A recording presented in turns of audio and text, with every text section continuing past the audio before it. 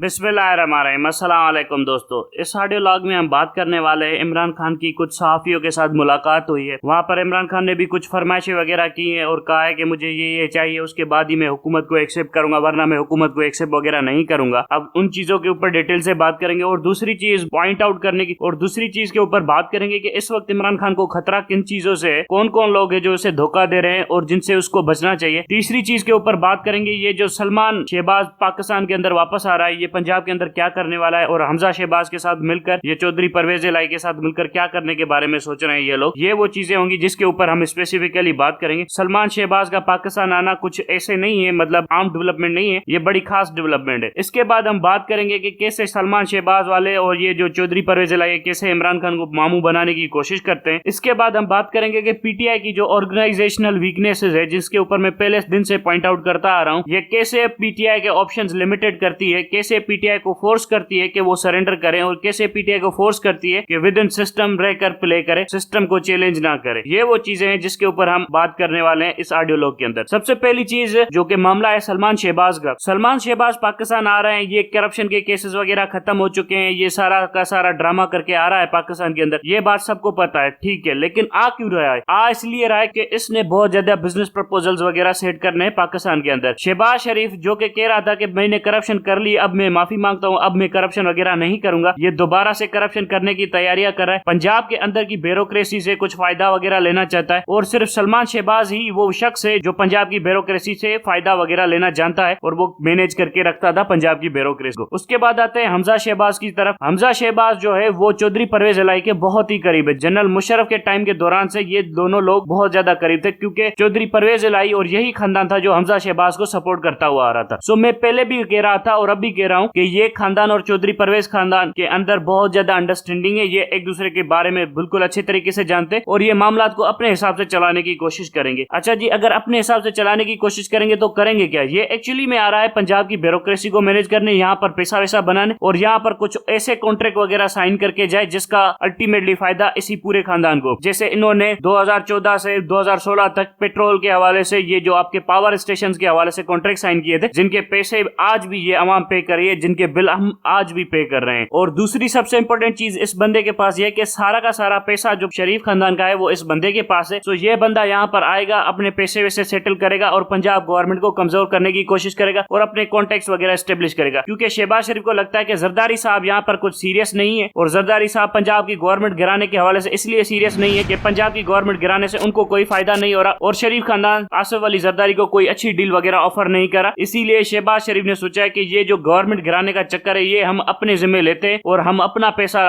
खर्च करते हैं और यहाँ पर गवर्नमेंट वगैरह गिरा देते हैं। और आसिफ जरदारी भी जेन्युइन बंदा है, वो भी कहता है कि अगर ये गवर्नमेंट गिराऊं तो मुझे भी तो कुछ दो। तो आसिफ जरदारी को भी कुछ नहीं मिल रहा, सो इसीलिए आसिफ जरदारी ने कहा कि मैं भी कुछ नहीं करा, सो आप लोग करना चाहते तो कर लीजिए। सो ये इस तरह से मामला चल रहा है। सलमान शहबाज का पाकिस्तान में वापस आना ये इतना आसान नहीं है, ये एक्चुअली में गवर्नमेंट गिराने की साजिश हो रही है। अब ये गवर्नमेंट गिरेगी नहीं, चौधरी परवेज इलाही भी एक खूनी दरिंदा है, लेकिन वो गिरेगी तभी जब चौधरी परवेज इलाही जाकर दूसरी तरफ जाकर मिल बैठेगा। फिर इनको ये साबित करना पड़ेगा शरीफ खानदान को अपने वर्कर के सामने कि हमने चौधरी परवेज इलाही के साथ हाथ नहीं मिलाया। तो हो सकता है ये आसिफ जरदारी को आगे कर दे। फिर ये भी ड्रामा कर सकते हैं कि यार मरियम नाराज है, नवाज शरीफ नाराज है, ये तो शहबाज शरीफ कर रहा है। मतलब इस तरह से ये जो ड्रामा वगैरह करते आ रहे हैं ये खानदान। एक्चुअली में जो शरीफ खानदान है ना, ये पाकिस्तान आर्मी का वो कुत्ता है जो उसके इशारों के ऊपर नाचता है, उसके इशारों के ऊपर भौंकता है, उसके इशारों के ऊपर बैठता है, उसके इशारों के ऊपर खड़ा हो जाता है, उसके इशारों के ऊपर दौड़ता है, उसके इशारों के ऊपर खड़ा हो जाता है। तो ये वो खानदान यही काम करता है पाकिस्तान आर्मी के लिए। पाकिस्तान आर्मी का जो पॉलिटिकल विंग है वो शरीफ खानदान है। अब ये तो मामला हो गया यहाँ तक, ये किस तरह से पंजाब में बिट्रे करने वाले हैं इमरान खान को। अब बिट्रे तो नहीं, ये सीधी सीधी बात है, ये क्या करने वाले। अब आते हैं इमरान खान की कमजोरियों के ऊपर। मैं बार बार कह रहा था कि पीटीआई को अपने ऑर्गेनाइजेशनल स्ट्रक्चर वगैरह ठीक कर लेना चाहिए। पीटीआई ने अपना ऑर्गेनाइजेशन स्ट्रक्चर ठीक नहीं किया, जिसकी वजह से पीटीआई के जो ऑप्शंस है पाकिस्तानी पॉलिटिक्स के अंदर वो बड़े लिमिटेड है। मैं जिस तरह के ऑर्गेनाइजेशन के हवाले से बात कर रहा हूँ, लोग कहते हैं यार तुम तो टेररिस्ट ऑर्गेनाइजेशन बनाना चाहते हो, तुम तो माफिया बनाना चाहते हो पीटीआई को। भाईजान जिस दिन आपकी गवर्नमेंट आ जाएगी ना, फिर आप देखिएगा यही नून लीग, यही पीपल्स पार्टी किस तरह के प्रोटेस्ट करती है पाकिस्तान की सड़कों के ऊपर, और फिर आप परेशान हो जाएंगे कि यार ये लोग तो दहशतगर्दी कर रहे हैं, ये लोग तो ये कर रहे हैं। और उसके बाद उसको जस्टिफाई करेगा यही मीडिया, जस्टिफाई करेगा यही कोर्टें, जस्टिफाई करेंगी और कहेंगी कि यार कानून में हक है, इनको आजादी है, इनको प्रोटेस्ट करना दिया जाए। यही कोर्टें जो आपको कह रही है कि कानून के मुताबिक चले, इनको कहेंगी कि ये कानून के मुताबिक दहशतगर्दी कर रहे हैं। हैं, यही चीजें हैं। क्योंकि रियासत के अंदर इस वक्त आपकी पॉलिटिक्स नहीं हो रही है, आपकी रियासत के अंदर क्लैश हो रहा है, क्लैश ऑफ क्लासेस हो रहा है। क्लासेस कौन सी है? एक एलीट है जिससे आपकी मिडिल क्लास टक्कर ले रही है। इसमें पीटीआई का लेना देना कुछ भी नहीं है। पीटीआई तो एक थोड़ा बहुत पॉलिटिकल ऑर्गेनाइजेशन के तौर के ऊपर मिडिल क्लास को सपोर्ट कर रही है, जिसकी वजह से मिडिल क्लास पीटीआई को बैक कर रही है। लेकिन एक्चुअल क्लैश जो हो रहा है इस रियासत के अंदर, वो हो रहा है मिडिल क्लास का आपकी एलीट के साथ। सो ये वो चीज है जो आपकी एलीट से बर्दाश्त नहीं हो रही। आपकी एलीट के अंदर आपकी आर्मी आ जाती है, आपकी जुडिशरी आ जाती है, आपकी ब्यूरोक्रेसी आ जाती है, आपकी पॉलिटिकल एलीट आ जाती है, जिनके साथ आपकी मिडिल क्लास का टक्कर है। मिडिल क्लास का टक्कर ये है कि मिडिल क्लास के पैसों के ऊपर ये एलीट पलती है, मिडिल क्लास के पैसों के ऊपर ये एलीट अमीर हुई है और ये एलीट के लाने के लायक हुई है। लेकिन ये अल्टीमेटली उस मिडिल क्लास को कुछ भी पे नहीं करे, उल्टा उस मिडिल क्लास के ऊपर और टैक्सेस का बोझ डाल रही है और एक्सप्लॉइट करे इस मिडिल क्लास को। इसकी वजह से मिडिल क्लास लड़ रही है इससे। तो ये है आपकी रियासत का मामला। और ये रियासती मामला जो क्लैश ऑफ क्लासेस होता है, ये आप किसी भी कानूनी मामले के तौर के ऊपर हल नहीं कर सकते। ये आप तलवार से ही हल कर सकते हैं, ये आप ऑर्गेनाइजेशनल स्किल से ही हल कर सकते हैं। आपको स्टेट को डोमिनेट करना पड़ेगा, आपको स्टेट को डराना पड़ेगा, आपको स्टेट को झुकाना पड़ेगा, तब जाकर आपके फेवरेबल सर्कमस्टेंसेस होंगे, तब जाकर आपको डीले शीले मिलेंगी, तब जाकर आपके लिए इलेक्शंस वगैरह होंगे। वरना तो ये लोग इमरजेंसी लगाने के बारे में सोच रहे हैं, जो कि मैं नहीं समझता कि फौज इनको सपोर्ट करेगी इमरजेंसी लगाने के लिए, क्योंकि इमरजेंसी लगाने के लिए पाकिस्तान आर्मी का सपोर्ट होना बहुत ज्यादा जरूरी है। सिर्फ आईएसआई के सपोर्ट से इमरजेंसी नहीं लग सकती। इस वक्त आपका जो सिस्टम है ना, वो इस तरह से डिवाइडेड है कि जीएचक्यू बिल्कुल न्यूट्रल हो चुका है, थोड़ा बहुत पीछे हो चुका है, और जो आपका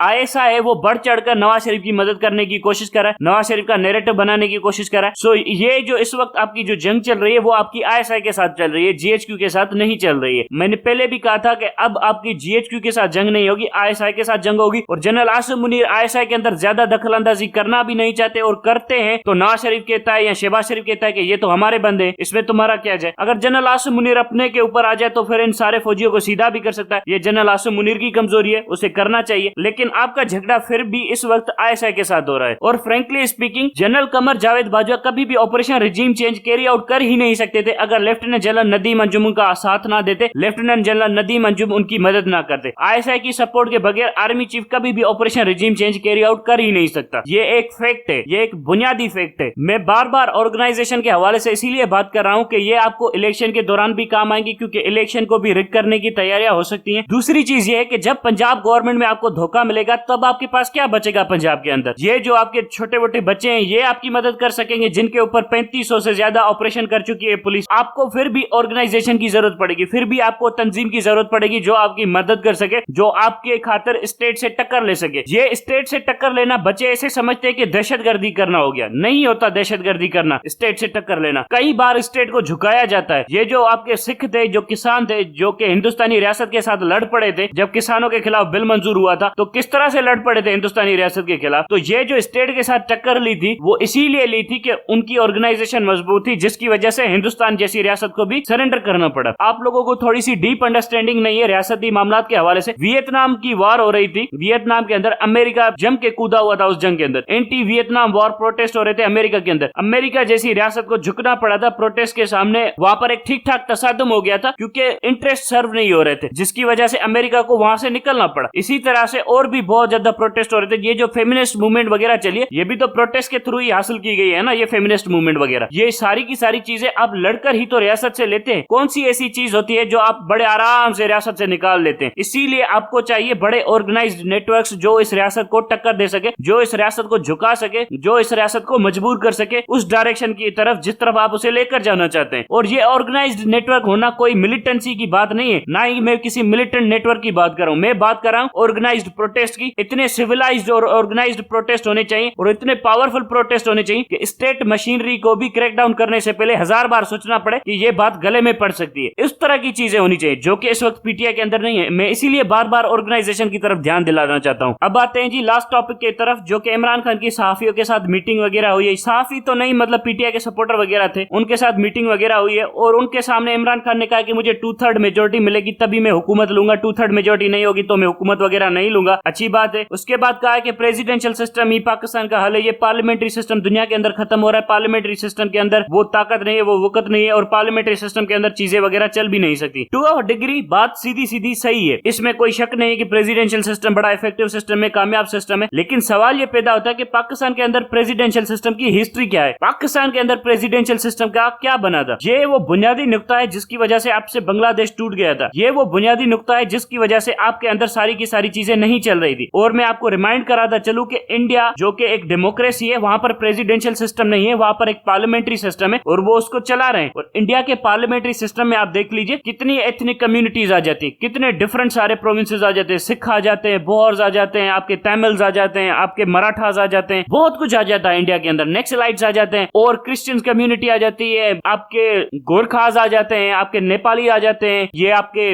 लद्दाख वाले अलग से आ जाते हैं। सो इंडिया की पार्लियामेंट्री डेमोक्रेसी के अंदर बहुत ज्यादा डिफरेंट कलर्स हैं, कास्ट है, एथनिक बैकग्राउंड के लोग हैं, रिलीजन है, फिर भी उनकी पार्लियामेंट्री डेमोक्रेसी काम कर रही है। वजह यह है कि नीयत ठीक है, वहां की पार्लियामेंट्री डेमोक्रेसी को कोई तंग नहीं करता, कोई आईएसआई नहीं बैठी हुई वहां पर जो उसकी पार्लियामेंट्री डेमोक्रेसी को मैनेज करने की कोशिश करे, कोई ऐसी मिलिट्री जुंटा नहीं बैठी हुई जो वहां पर अपने इंटरेस्ट सर्व करवाने के लिए सियासतदानों को ऊपर नीचे करती फिरे। इसी वजह से वहां पर यह सारा का सारा सिस्टम सही चल रहा है। आप देखें, अगर आप पाकिस्तान के अंदर प्रेसिडेंट सिस्टम लगा देते हैं तो इसके कुछ फायदे भी हैं, कुछ नुकसान भी है। सबसे पहली चीज, जो गवर्नर जनरल था पाकिस्तान का, वो प्रेसिडेंट था, वो था कायदे-ए-आज़म अली जिन्ना। और कायदे-ए-आज़म मोहम्मद अली जिन्ना को कैसे हटाया गया? कुछ लोग कहते हैं मरवा दिया गया, कुछ लोग कहते हैं ये करवा दिया गया। उसके बाद क्या हुआ उस गवर्नर जनरल की पोस्ट के साथ? फिर वहां पर आ गया आपके मोहम्मद अली बोगरा आ गए। अब वो एक सिविल सर्वेंट थे जो आपके गवर्नर जनरल बन गए, मतलब आपके प्रेसिडेंट बन गए। और मोहम्मद अली बोगरा पता है किस तरह का शख्स था? वो पैरालाइज था, कुर्सी के ऊपर बैठा हुआ था, ना सुन सकता था, ना बोल सकता था, आ करता रहता था। लेकिन फिर भी उसकी लालच, उसकी हवस इतनी थी कि वो सियासत से दूर होना नहीं चाहता था। और उसने पाकिस्तान के अंदर एक इलेक्शन हुई जिसके नतीजे में एक नई असेंबली आई, 1953 की बात कर रहा हूं, जिसमें आपके ये जो बंगाली लोग थे इनकी अक्सरियत आई और इनकी मेजोरिटी थी और वो आकर नया कॉन्स्टिट्यूशन अप्रूव करने वाले थे जिसमें पार्लियामेंट्री सिस्टम बनाने वाले थे। मोहम्मद अली बोगरा ने देखा, जो कि प्रेसिडेंट था, उसने देखा कि मैं तो ताकत लूज करता जाऊंगा अगर ये पार्लियामेंट्री असेंबली सेशन में आ गई। 1953 की बात कर रहा हूं। उसने ये जो 58(2)B वाला आर्टिकल का हिस्सा था, उसने पार्लियामेंट्री असेंबली को डिसमिस कर दिया। उस टाइम पर प्रेसिडेंट के पास पावर हुआ करता था असेंबली डिसमिस करने का। उसके बाद क्या हुआ? उसके बाद वो असेंबली जो कि एक लेजिस्लेटिव असेंबली आई थी, जो कि इलेक्शन के थ्रू आई थी, उसका पूरा का पूरा मैंडेट डिनाई कर दिया एक प्रेसिडेंट ने। और जिसकी वजह से बंगाली बड़े मायूस हुए और उनके अंदर फीलिंग पैदा हुई कि यार पाकिस्तान के अंदर तो हमारा मुस्तकबिल नहीं है। उसके बाद आते हैं जनरल अयूब ने। जनरल अयूब ने प्रेसिडेंशियल सिस्टम इसीलिए रखा क्योंकि पार्लियामेंट उससे मैनेज नहीं हो रही थी और डिक्टेटर हमेशा प्रेसिडेंशियल सिस्टम को प्रेफर करते हैं। वजह यह होती है कि पार्लियामेंट उनसे मैनेज नहीं होती और पार्लियामेंट उनकी अथॉरिटी को चैलेंज कर सकती है। इसीलिए वो आर्टिकल 58(2)B जैसे कॉन्स्टिट्यूशन के क्लॉज रखते हैं ताकि पार्लियामेंट को डिसमिस किया जा सके। अयूब खान के दौर के बाद दोबारा से इलेक्शन हुए, पार्लियामेंट्री डेमोक्रेसी आने वाली थी। जाया को डर लगा कि उसकी ताकत कम हो जाएगी, उसने डिसमिस कर दिया। इसी तरह से गुलाम इसा खान ने क्या किया? बेनजीर की हुकूमत को डिसमिस कर दिया। इसी तरह से प्रेसिडेंशियल सिस्टम के अंदर लिगारी ने क्या किया? लिगारी भी जनरल बाजवा की तरह बंदा था, उसने क्या किया? उसने भी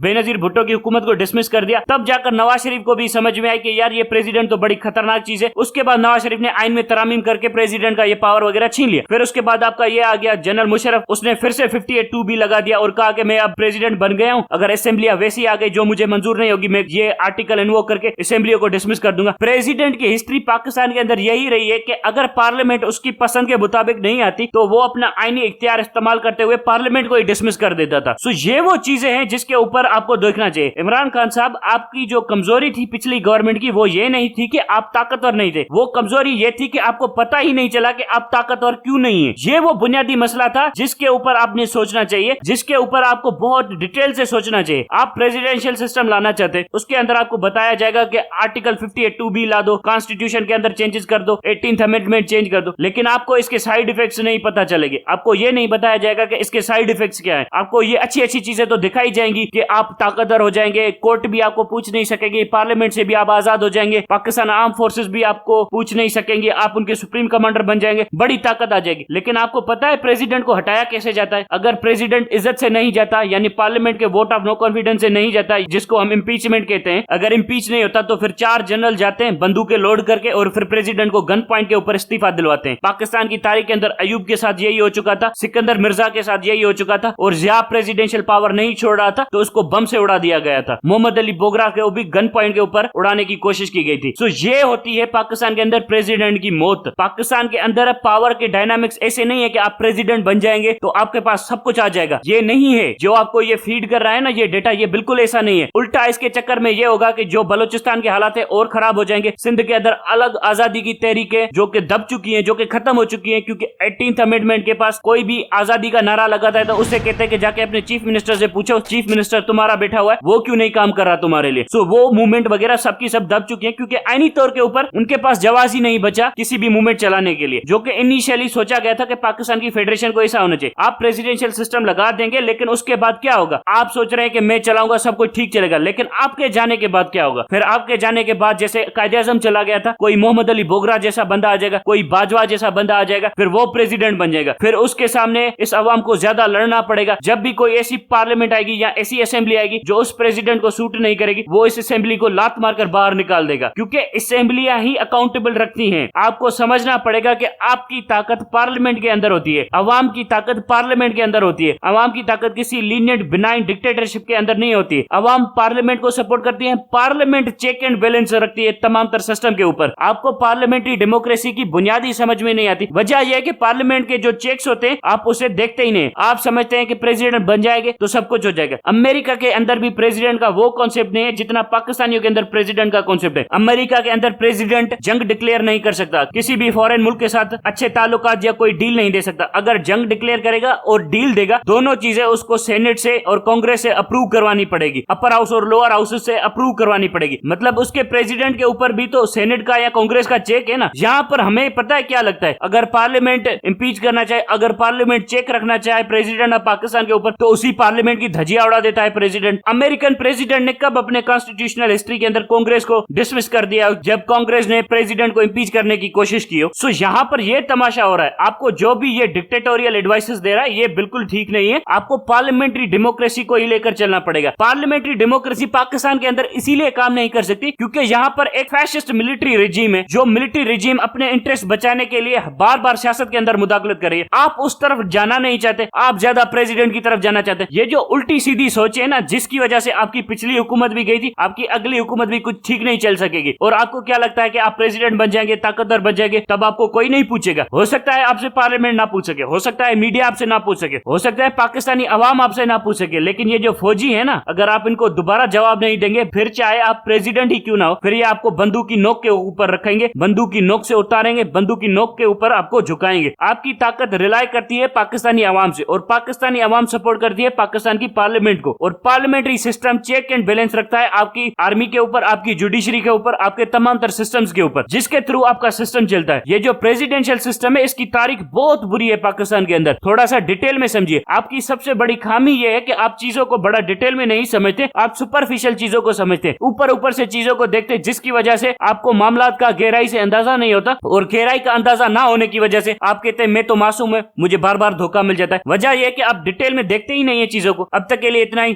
थैंक यू वेरी मच।